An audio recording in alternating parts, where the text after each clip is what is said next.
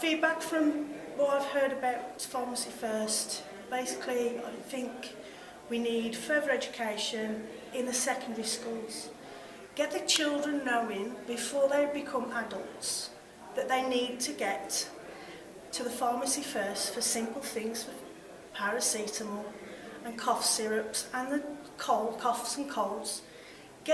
Tell them first, so when they become adults, they already know, and you have already skipped a generation in front of yourself. So, as a previous youth representative on the Youth Parliament, on the Youth Council, I work for different national organisations, I'd say on the general consensus, you can sort of get paracetamol and tablets like that in shopping centres for less than 20p.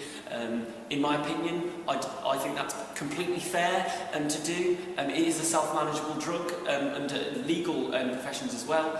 So I would say completely that would be fine to do so on the short term. I've just had the talk about saving money on pharmaceuticals, on drugs. I believe that anything which will save money for the NHS has to be explored.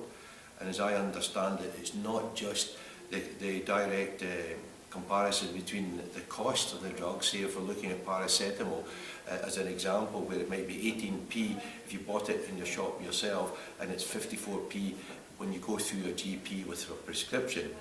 It's the additional cost of all the people involved in that chain going through the prescription, which could make it fantastically more expensive than the comparison between 18p and 54p, as I believe it is. So really, we should be taking every steps and combining that with the Pharmacy First scheme, which I think would also save a lot of the administrative costs, and that I think is where we can save a lot of money through the pharmacy, through addressing ourselves better to pharmacy. But people generally have to accept now, if the NHS is going to be viable in the long run, that people have to take much more responsibility for managing their own health care. I feel quite strongly that it is a very good idea that patients should be reviewed what drugs they take, and that some drugs should not now be prescribed by GPs, and patients should be encouraged to actually buy their own drugs on that limited list. And I agree that most of the drugs that are mentioned on that limited list should be restricted. Basically about the prescriptions, people will have drugs when they don't need them. They have asked the doctor for them, i.e. paracetamol, when they can go and buy it. And I do go around telling people why are they having the drug on a prescription when they could go to Wilkinson's and buy it for next to nothing.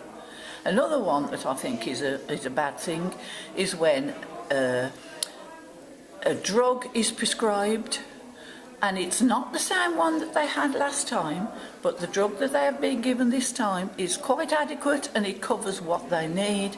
But no, the patient has to have the same one that she had last time, even though the second one is equally as effective and costs the NHS less.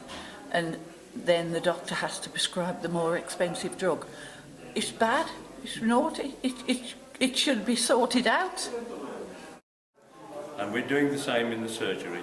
So I think at the end of the day, there's lots of things that have been brought home to the people at the meeting today. There's a lot of drugs being prescribed that aren't really on the patient's wanted list. It's just because they're on the prescription and they've always had it and they will always go for it. But now there's going to be a lot more discernment about what is going to be used and when it is to be used. I'm very pleased with the sorts of ideas and ways, processes that Dudley itself, the CCG, have started to work with, because I think it is very true that the prescriptions and pharmacies and patients are not getting the best deal at the moment, and I think this will help. It will be more efficient and more evidence-based. So I'm very happy with both of the two things that the pharmacies are doing. One is the prescription, ordering prescriptions, and the looking again at what's on prescription. So I think they're very good ideas.